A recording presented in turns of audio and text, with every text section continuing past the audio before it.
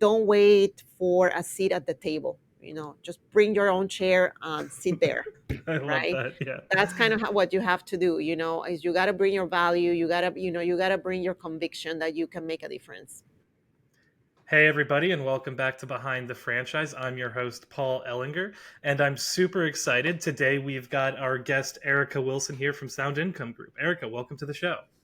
Hi, Paul. Thank you. Thank you so much. Excited to be in your podcast, and always great to be able to talk about something that is specific for the industry we're talking about. So Yeah, fantastic. Thank you no, for having me. absolutely. Appreciate you being on and taking the time. And so I know you're currently the Chief Marketing Officer at Sound Income Group. Mhm. Obviously, you didn't start your career there. Maybe give the audience the background, lay the context for your career, how you got up to this, so that as Yeah. we kind of talk more into sound, they've got the background to understand it better. Yeah, yeah, of course. So yeah, obviously, I did not start in the finance industry. Obviously, I was doing advertising for many different type of clients here in South Florida, and basically, I was mostly doing print advertising, and then working with the Tribune company for several years. Then I moved on to Comcast, and I was doing media buying there. So I was doing all the TV buying and everything for local advertisers, local companies, so many different industries.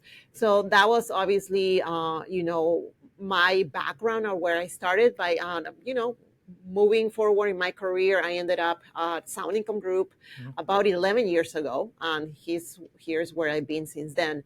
I love the financial industry, specifically what we Yeah. do. We really, the end of all, because we've helped financial advisors, but also, we know that at the end of that, it's a client, it's a Mhm. person that is trying to make sure that their savings are going to last them throughout retirement. And to me, that's really like something like, yeah, I want to be part of that, right? Yeah. So that's kind of how I ended up here. And now I'm all immersed in the financial industry. So I love it. I'm sold. Yeah. Yeah, no, and we were just commenting right before this. You have a master's of science in financial planning, which is, I Yes, have to imagine the cross section of CMOs that also have that degree is pretty limited. Did you get that after starting at Sound? Did you get that I somewhere at did. other some? Okay, so that was Yeah. to be more versed in what you're talking about. 100%, Yeah. and you touch, I'm a very, I think outside the box, and I'm a Mm. kind of like a competitive person too, Yeah. Fair. which, is part of it, all of it. But that's exactly what it is. I'm in this industry. I really love it. Yeah. Obviously, I've learned by osmosis by being in it. So I know all the intricacies and everything else, but I didn't have a formal education. So that's kind of Yeah. what I said, like, you know what? This is where I am. I love this industry. I'm not planning on leaving anytime soon. Mm. Let's get some formal education and really meet my clients exactly where they are. And that's what happened. And also the fact that there's literally almost zero CMOs out there that are also Yeah. masters in finance Yeah. was like an extra point. Yeah, yeah. No, I mean, it makes a ton of sense. I mean, it's partially why we do this show, right? It's to be able to talk and learn more through that osmosis, through kind of everybody else's shared experiences. How Yeah. much of, Sound Income being in like a very regulatory laden line of business also contributed to that? Like, I think marketing within Yeah. financial services is a little different than marketing a pet brand or a consumer packaged good brand, right? 100%. 100%. It's almost like being doing marketing for the health industry or anything Mm, like that. It's heavily regulated, yeah. and with reason. You're dealing with people's year. They're being saving.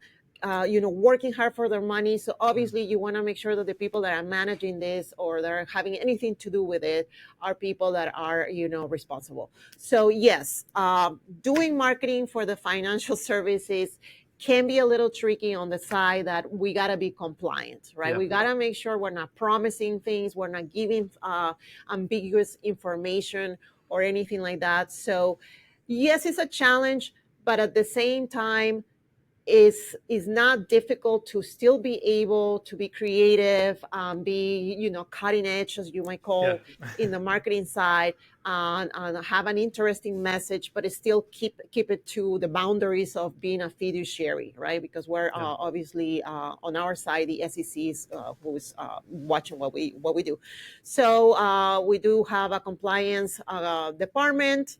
that we work with communication, obviously Mhm. between us, to make sure that the message is compliant, but also it serves the purpose of marketing. So, like I said, it's a challenge, Mhm. but if you do it the right way and you understand, where you should stay to Yeah. not create any issues, then it's not really a problem. It's another reason to be creative and innovative, right? Right. Because It you have forces to. some creativity. Yeah, exactly. Because you got to think about, okay, I can't say this or I can't do that. So how do I still, how am I impactful and how am I different than the rest?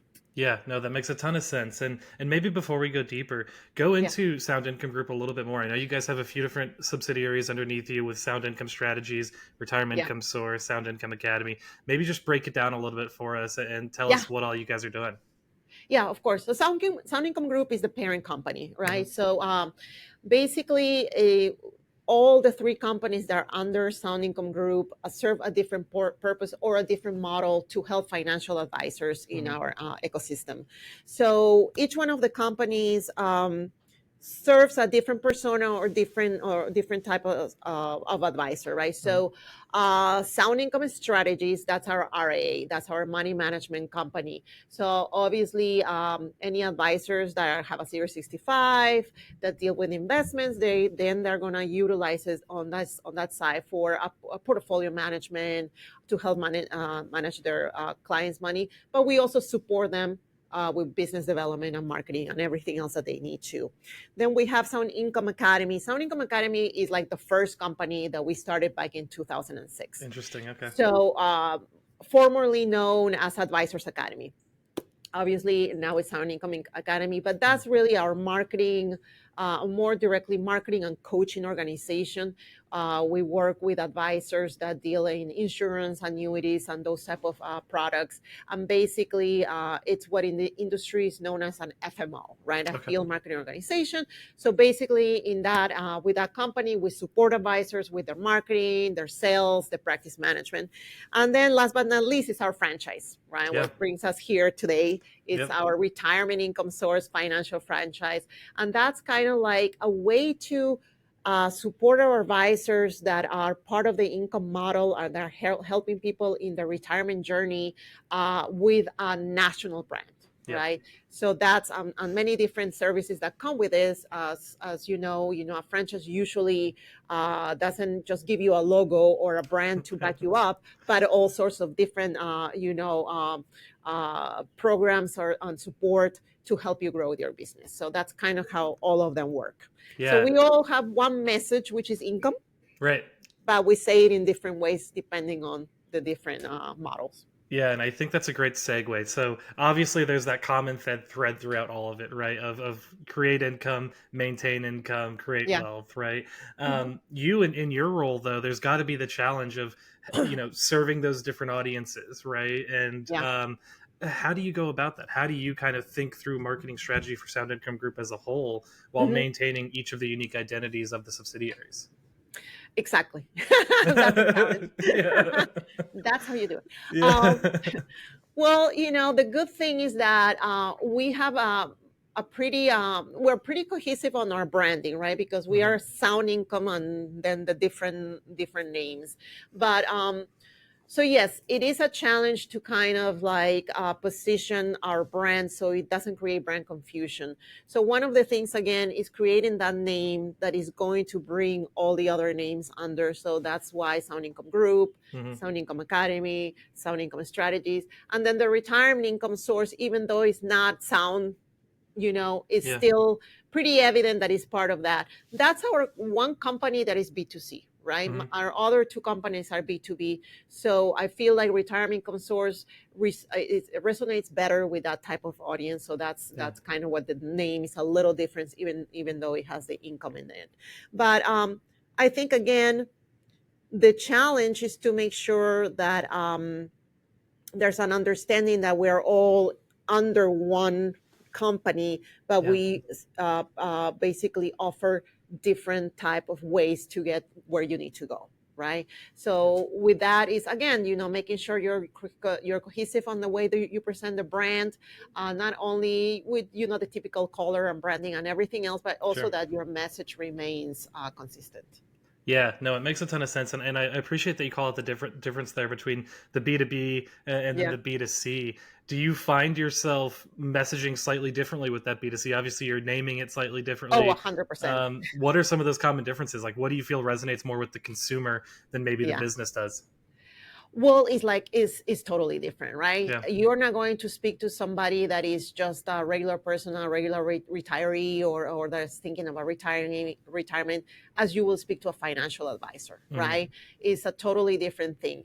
Um, when we're speaking to our B2C audience, we're trying to resolve their issues, right? hmm, Marketing 101, right? You got to right, present, hey, here are some of the pain points that maybe you're experiencing, and this is how we're going to resolve them for you, right? That's hmm, kind of how we do it. So with the B2C audience, it's obviously same thing. It's clear messaging, put it in words that they understand. When you are talking to a financial advisor, we can go a little bit more into the industry lingo, sure, yeah, or being more specific about that, because they understand on a different level, right? But with the B2C audience, is really keeping it simple, hmm, making sure that the message is coming across, and then you're really communicating more emotionally than hmm, analytically, which probably will change with the B2B audience, because you want them, financial advisors, they're all about numbers. They want to yeah. know what's happening, what's going on. So that, I will say that that's the main difference. Is kind of like, is the same message, is still the same clear, concise message, but it's a different way of getting it across. Yeah, and that's where I have to imagine like getting that degree helps you message more towards that B2B side Yeah, versus, you are a consumer of retirement products and exactly. investment products. So Yeah. like you can kind of speak to the emotional side yourself just by being you, I would guess. I mean, all of us, right? We Yeah. are like, I was attending, I presented at a conference last week, on we were talking about retirement, and one of the things I mentioned is retirement. We're all going there at some point in time, Right. whether you're Yeah, on whether the you like 20s, it or not. 30s, Yeah. 40s, 50s, you're getting there. So Yeah. it's a journey that we're all getting into. So it's easy to, on that side, Mhm. putting yourself in the shoes of your target audience. Yeah, no, it makes a ton of sense. And I'm curious how, you kind of have an all encompassing view of the market, right? Like serving Mhm. investment advisors, doing the training, serving the consumer. How does that impact your ability to effectively message to everybody? Mhm. Well, I think it really helps. Yeah. If I will say, if we were like 100% B2B company, Hmm. and we didn't have the in-depth knowledge of our B2C audience, it would probably be a little bit more challenging, because we do, yes, we're helping advisors and we're helping them, B2B, but what are we helping them with Right. is with attract new clients and keep the ones that they have. So we Sure. always have that final, the final step is what is that their clients want. Hmm. So you almost want to start from there, right? You almost Right. want to start from, okay, let's really look into the clients and what do they want, and then backtrack to what our advisors are going to need to. So I think it's just made us stronger, and Yeah. it definitely gave us a more in-depth view of our different audiences. And I call us a B2B to C company. Sure. That's Yeah. basically what we are, right? Yeah. Be So to everybody. B to everybody. Yeah, Yeah. exactly. No, I love that, and I think too, part of the challenge of that has to be you can market really broadly. So when you think about like what really differentiates Sound Income Yeah. within your brand, what are the key points you guys try to like hone in on? These are the clear value points of us, Hmm. that differentiate us from our competitors and how we present ourselves to the market. Hmm. Well, the number one thing is income. Mm, Income is our name. So we are pretty focused on investing for income, and look at this time, right? This yeah, is the perfect timing to be talking about that, with what's happening with the markets and everything else. yeah, And again, we are not, oh, it's just income and don't do anything else on anything risky. It's not like that. You still sure, can generate growth, but making sure that you're protecting your assets. So yeah, that's how kind of how it is. So that's one of our big differentiators. The other thing is that we have different models, mm, right? So we can work with different advisors depending on their different goals and needs. Yeah. You want the backup of a franchise, you want that structure, you want to have a model that you can follow and that is going to guarantee success. And our franchise retirement income source will be great for you. Now, you want a money management, portfolio management help, compliance help, operations help, and RIA, our RIA sound income strategy is going to work for you. So those three different models, that's another big differentiator for us. And the other one, I will say that we help you in every way, shape, or form. We're not just putting some marketing in front of you and tell you, here, go do it, have fun, we'll see you later. We offer marketing, we offer coaching, and we offer sales and practice management help. So we help you in every angle of your business. So I think those are the three different things that made us completely different. Yeah, no, that makes a ton of sense. And maybe diving a little deeper into retirement income source kind of through Yeah. that topic. We kind of previously touched on how marketing within a regulated industry is a little different. You do have to follow guidelines. Yeah. And I know once you bring franchisees into the mix, that's another layer of complexity to add to that, right? And so how do you go about coaching the franchisees to that level of kind of rigor that they need to have to maintain, not only your brand guidelines, but to understand the guidelines set by the SEC and what they need to do to Yeah. market their business? Yes. Well, it's again, is working closely with them through our marketing and coaching teams. Mm-hmm. So usually the way that we work with our franchisees is that they are going to be working through their coach. Mm-hmm. So they have a primary coach that is basically working with them every week, every 2 weeks. They're having calls, they're going over the goals and everything. And part of that is a marketing strategy. Mm-hmm. So obviously, when you're onboarding as a franchisee, you're going to get all your documentation, your manuals, and everything else, where you know all the rules and everything else. But the way that we make sure that it's happening is by having that collaborating work within the advisor office and our staff. So that's how we make sure that everything is compliant. And again, when we're doing the marketing, we're already very aware of compliance. Sure. So when that messaging, that marketing project is ready to go to our advisors, it is already compliance approved. Yeah. So it makes it easier and avoids having some franchisee publish something that is like, oh my God, what happened? It's not going to happen like that. We have a process in place. Do you have any of that? I was going to say, do you have any of that local marketing happening where like they can do their own stuff, but it has to go up first for approval before it can kind of go out from their channels? Or is it all kind of maintained by you guys at the franchisor level?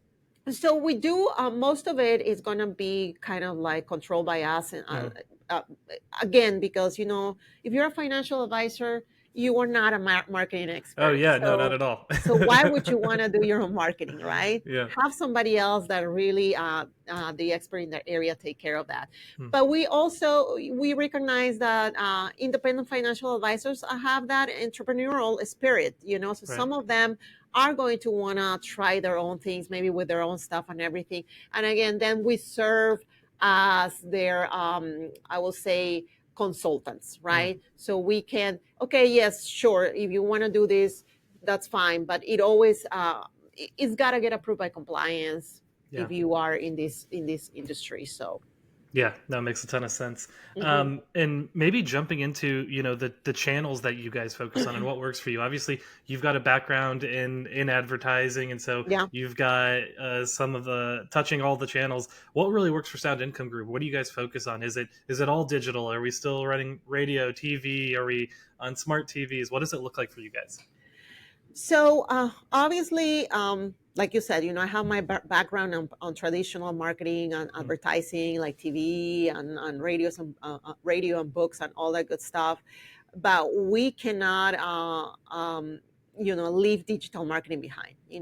I think the lesson that we all learn after, COVID is that you need to have an online presence, right? Is a must. I mean, in finance, we always talk about being diversified. Diversification is the name of the game. It's kind of like the same thing when you're doing your marketing. That's interesting. Yeah. You can be doing one thing, right? Because I think that a lot of advisors learn during COVID, the ones that were utilizing only workshops or educational, seminars or anything like that as their main way of generating new prospects, Yeah. learn pretty quickly that that can be turned off from one day to the Right other. away. Yeah. Right? And what do you Yeah. do? Right? Nobody's Yeah. coming to your office. You No. can go present that. So what do you do? So we implemented a webinar program basically immediately to Yeah. make sure that we kept the flow of prospects coming in. So I will say that yes, digital marketing is definitely a big part of our services and what we do for marketing, not only because of what I just said about having an online presence. It's very cost effective, Yeah. and it's very easy to track your ROI. So you Sure. don't have to worry about spending a ton of money and then figure it out that it's not giving you any results, as sometimes happens with the more traditional media like TV and things like that. Now Sure. that you mentioned streaming and all that type, now you can also do that on TV. You Yeah. don't have to go the old way where you Yeah. have to To put the your, local broadcasting. yeah, your whole year. You have to sign up your life for a whole year and hope that everybody sees your commercial and spend a ton of money, and then find out 6 months later that you're getting zero leads from that. Right. Now again, because of digital marketing being interjected into all these more traditional medias, you can actually track your progress with any of those. So and I call them the instant credibility makers, right? We do the Sure. radio, the TV, and the book, right? Yep. Because those will give you the credibility you need.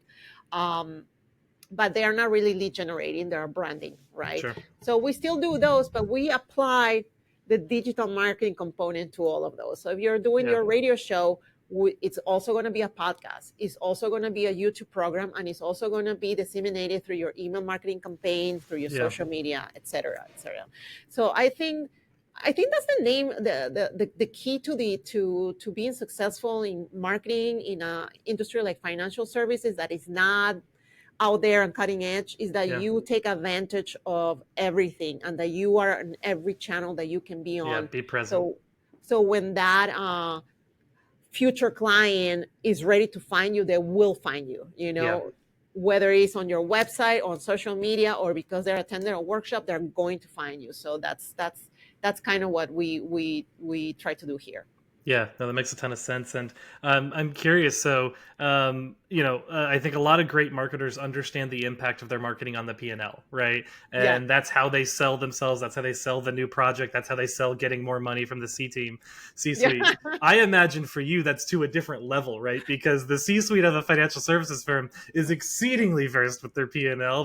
They know exact ROI, and that's the expectation they have. You know, Yeah. do you feel that difference? Is there a higher level of expectation for you proving ROI and having a direct, one-to-one correlation between spend and outcome?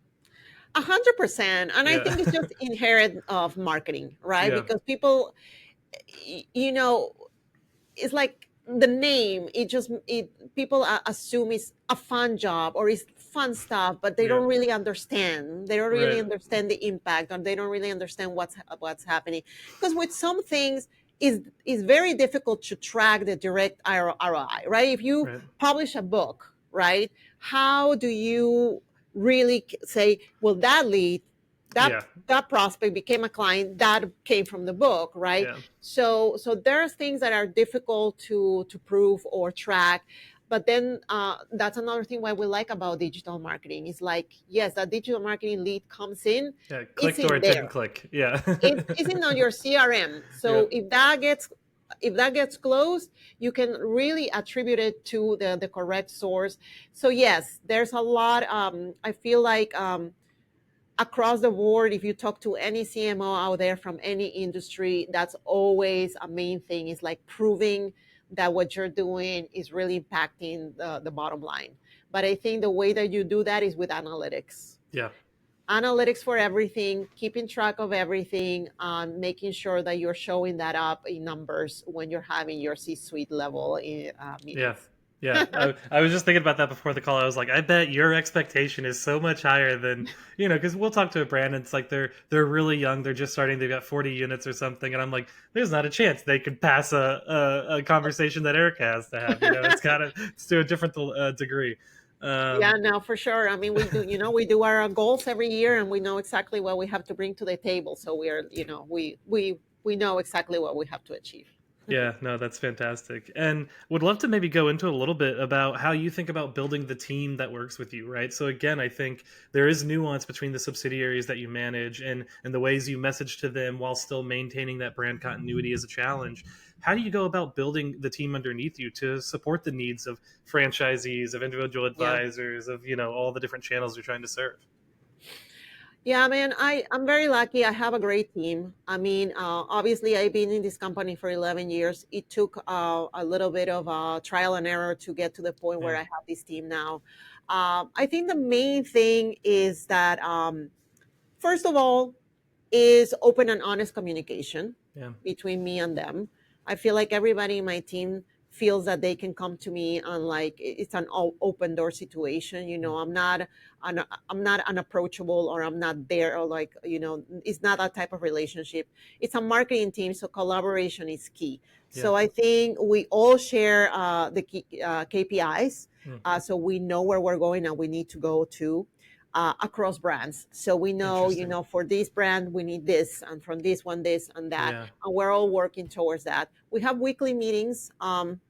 We follow the EOS Oh, system. yeah, yeah, So obviously, that means we have metrics that are followed by everybody, procedures that are followed by everybody, and the type of our meetings follow as the same, format yeah. for every department, so we make sure that we're all kind of like meshing correctly. Hmm. And then obviously uh, we share the different metrics, so everybody that is responsible for those metrics have to update them every week, so there's no surprises. Also accountability, that's important, Yeah, like you said.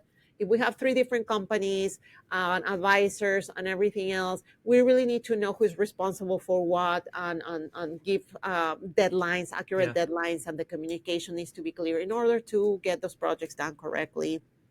And even though each brand is a little bit different depending on the model, we connect on a strategy with the correct execution, right? gotcha. And that's kind of how it works. So I always tell my team, when I hire somebody, is always because I know that they are almost an expert in their area, and Sure. I want them to be a contributor and not somebody that is just taking orders. Right. I truly believe in that. Yeah. If you have a team that each of them is proud of what they do and they have their own ideas and their own initiatives, then you're already winning, Yeah. because you don't have somebody that is here, oh, 8:35, Right. bye, Gotta go. Yeah. and they're invested, and sharing the vision of our company. Mm, We have all hands meetings every month where the CEO basically tells everybody what's happening with the hmm. company, where we're going, and everything. So I think we all know where we're going, what our vision is, and we all share it. So that Yeah. makes us stronger. That's awesome. And I'm curious. So it seems like there's kind of one marketing team that services all three subsidiaries. Do Mhm. you think there's a world where it turns into three individual teams for each one? Or do you think it'll always be kind of a unified effort across all the subsidiary brands? Um, yes, I think the future probably holds kind of like maybe you know putting certain people in charge of Hmm. different areas. So far it's been working great the Yeah. way If it's that not we're broke, doing don't it, fix it. Yeah. but obviously we're growing, we keep growing, and Hmm. that could be a possibility. I mean, again, I think everybody enjoys the fact that they get to work on different projects for different type of Yeah. B2C, B2C, B2B, different areas. We can be helping our advisor in one of our advisors in Los Angeles, or we can be helping somebody in Tennessee. Yeah. So all of that is very exciting for anybody that does marketing, because it gives you a little bit of variety. Sure. But yeah, I mean, we do kind of have a distinction between advisor projects and company projects. Yeah. So that's the two divisions, I will say. Gotcha, gotcha. Yeah. Yeah, that makes sense. I'm always intrigued by corporate structure. I feel like it's something you don't think about a lot, but it actually really impacts your day to day. Yeah, yeah, for sure. Awesome. Well, I'd love to, if you're up for it, to jump into our next section, which is just kind of quick hitters, first 10 to 15 seconds that come to mind. If Okay. that's good with you. Yeah, go ahead. Awesome. What's a marketing strategy that's been particularly effective for Sound Income Group? Maybe one that you didn't expect it to be as successful as it was. Okay, so for our advisors, I think even though we had to jump into that without because we had to Yeah, after after COVID, COVID.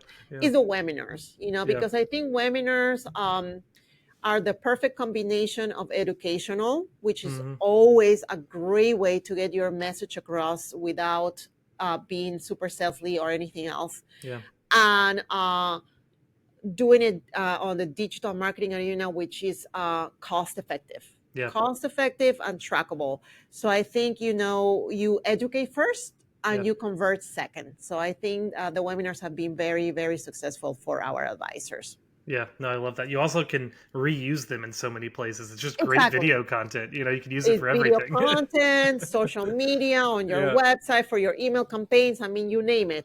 Yeah. Yeah. It's why we do the podcast. Same exact reason. It's just so Correct. effective. You get such good material out of it. Yeah. Um, Multi-channel, multi-channel. absolutely. Greatest piece of career advice you've received. Uh, being a woman in a mostly Hmm.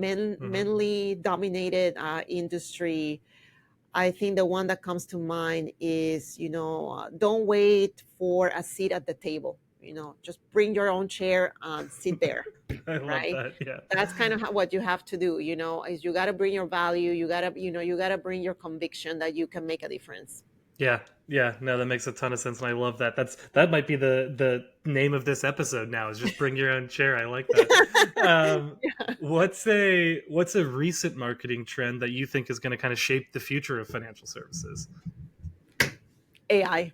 Yeah, Not to just be with the hordes of people that are talking about that right sure. now, Yeah, but AI has helped us, and we were like really, really early, users. mm, As soon as that came out, we were utilizing it. So AI is not scary. yeah, AI is not going to replace anybody, but those that use AI are going to be ahead and more successful than those that don't. That's all I'm going to say. And you can utilize it in many different areas. yeah. Obviously biased on my end, but totally agree with that. Yeah. Um, maybe if you could share a memorable success story from your time at Sound Income. So you've been there for a decade plus. It seems like it's been a great time in your career. What's a memorable story you have from it? Oh my goodness. I mean, so many, obviously.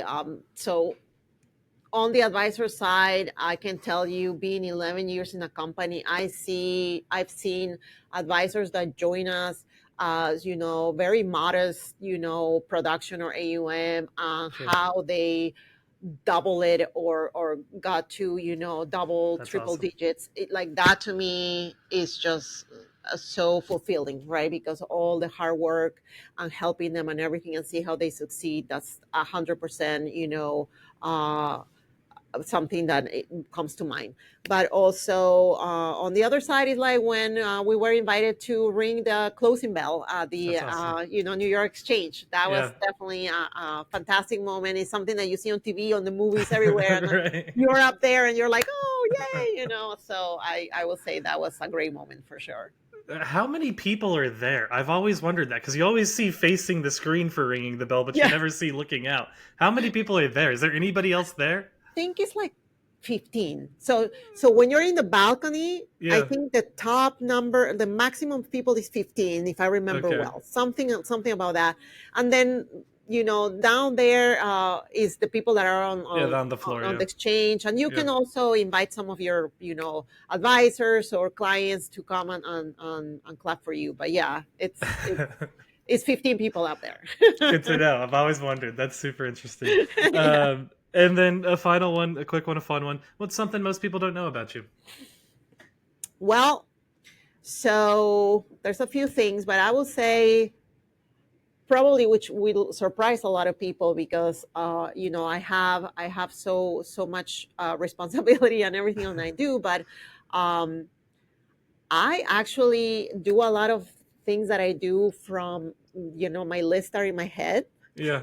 I don't put anything on like a CRM or anything else, which is terrible to say. Oh wow. Yeah. But I kind of like. I like to, like I almost work instinctively on some of these things. So I will Yeah. say that that will surprise people that sometimes I prefer to do a notepad and cross things off Yeah. instead of putting it in a CRM. But I think it's just the type of person I am. So I think that would be surprising for some people. I love that. I'm the same. I am a big notebook guy. I've always got it with me. And like if I don't have it written down, I'm probably not going to think about it, you know? And so it's like it's my focus manual is what it is. Yeah, yeah, Um I love that. awesome. Well, thank you so much. At the end we always like to give you your 30 seconds a minute. Tell people where to find you, what they should know about Sound Income, anything exciting coming up. Yes, definitely. So first of all, thank you so much for having us. Yeah. Yes, please go check us out. SoundincomeGroup.com is our website. You can also find us on LinkedIn on Sound Income Group, or you can find me there, Erika Wilson, MSFP at LinkedIn.